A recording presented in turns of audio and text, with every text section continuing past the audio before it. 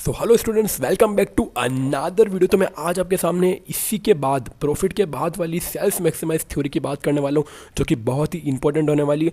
ये किसने दिया था? ये दिया था विलियम जे ब्रोमोल ने। कब दिया था? 1959 में। एंड वो पहले वाली जो थ्योरी थी प्रॉफिट वाली, वो किसने दी थी? एल्फ्रेड मास्लो ने। कब दी थी? 1890 में।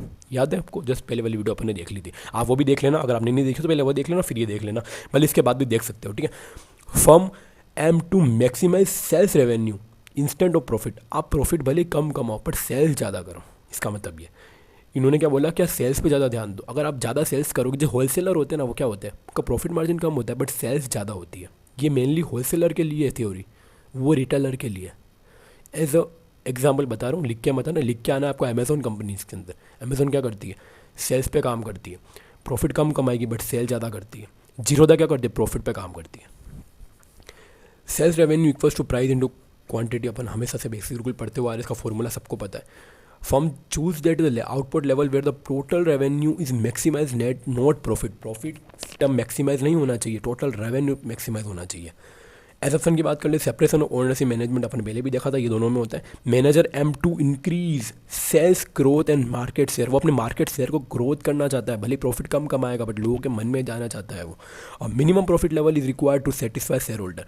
कम से कम भी प्रॉफिट होगा ना तो भी सेटिस्फाई हो जाएंगे शेयर होल्डर, क्योंकि उनका काम है सेल्स को बढ़ाने का। Firm operate in an imperfect market. Imperfect market के अंदर जो फर्म ऑपरेट करती है ना, उसे ही बोलते हैं सेल्स मैक्सिमाइज थ्योरी। मेनली जो मार्केट होता है ना, ये ओलिगोपोली मार्केट होता है। तो कंडीशन क्या होती है? एमआर जीरो हो जाता है। सिंपल यार, एमआर जीरो हो जाएगा, ठीक है। मार्जिनल रेवेन्यू जीरो हो जाएगा ना, तब सेल्स के ऊपर ही काम आएगा। इसकी इंपॉर्टेंट की बात कर लेते हैं।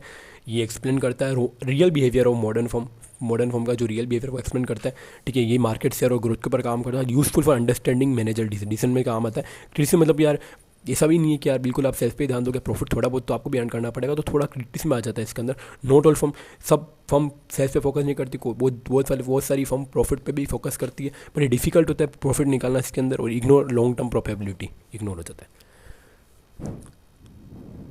स्टेप करना, एंड कोई भी दिक्कत है तो कमेंट में पूछ लेना आप, मैं बता दूंगा आपको, ठीक है। बाय।